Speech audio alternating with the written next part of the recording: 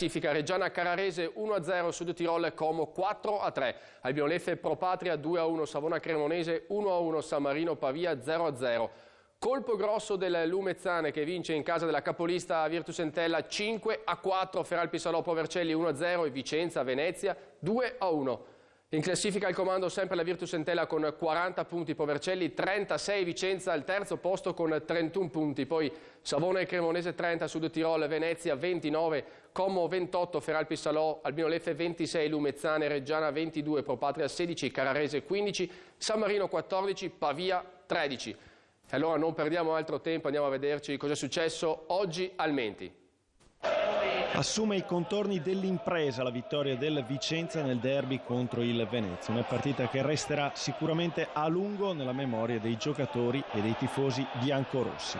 Con un paio di schermaglie iniziali nel primo tempo domina il Vicenza che va vicino al gol con Maritato, prima lesto girarsi al limite dell'area di rigore, pallone di poco alta sopra la traversa, e poi su calcio d'angolo di Giacomelli con un imperioso stacco di testa deviato sulla trasversale da Vigorito. Il tempo si chiude con Giacomelli che impegna ancora il portiere dell'Unione. Nel secondo tempo emozioni a non finire. Inizia Boccalon dopo un minuto ad impegnare Ravaglia a terra.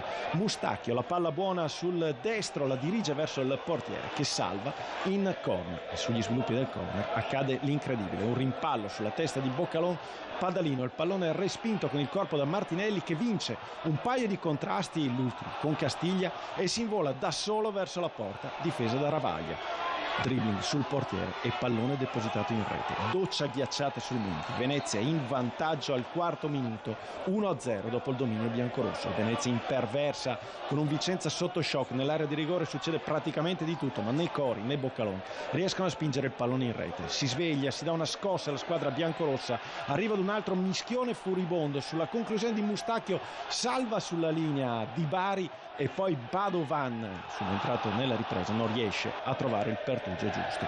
Sembra finita quando al 18° Murolo, con un colpo di follia, va a dare un pugno a Cori sotto gli occhi dell'arbitro. Espulsione per il nuovo acquisto della Juve Stadio. La Venezia ha la palla del match ball e la sciupa clamorosamente sopra la traversa. È un segnale, entra Jadid, la curva ci crede così come tutto lo stadio, e al 34° può esplodere di gioia con il Vicenza ridotto in 10, la conclusione con il destro di Jadid leggermente deviata e il pareggio. Maritato va a prendersi il pallone e poi sul cross di Delio deposita in rete il gol dell'apoteosi, il gol del delirio, della vittoria dei biancorossi che sotto di un uomo in 2 minuti ribaltano il risultato. Non è finita perché al 94° Margiotta ha la palla del 2-2, ma questa volta la traversa amica a dire di no al giocatore veneziano. Emozioni fino all'ultimo in una gara che restituisce il tuffo sotto la curva dei giocatori biancorossi davanti a dei tifosi che finalmente si sentono un corpo unico con gli 11 ragazzi che indossano la maglia e che vanno a regalarla proprio alla curva. Acclamato a gran voce arriva anche Giovanni Lopez dagli spogliatoi. Vicenza batte Venezia 2-1 e domenica tutti a Chiavari.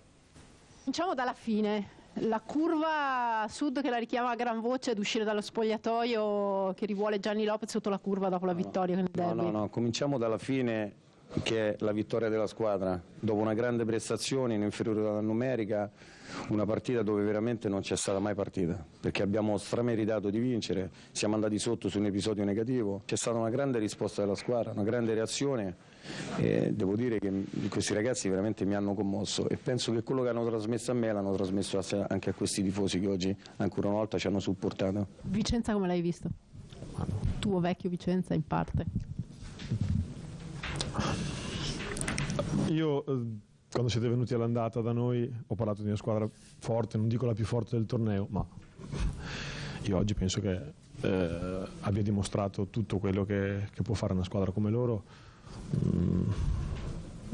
Quando parlai di non caricare di responsabilità nessuno, di non scaricare le mie, però è sotto gli occhi di tutti che è una squadra forte, ecco, quindi mi fermo qua. Questa settimana è una delle settimane più brutte che sto passando nella mia vita. Oltre praticamente a quello che si sono letti sui giornali, che cose che a me non mi appartengono, ma soprattutto di una cosa che è la cosa che sto soffrendo tanto io, è la condizione di mia mamma. Perché il motivo per cui eri permesso. Avevo permesso. Purtroppo mia mamma, si parla di un tumore E io volevo dedicare questa vittoria a lei. E grazie a Dio la voglio dedicare.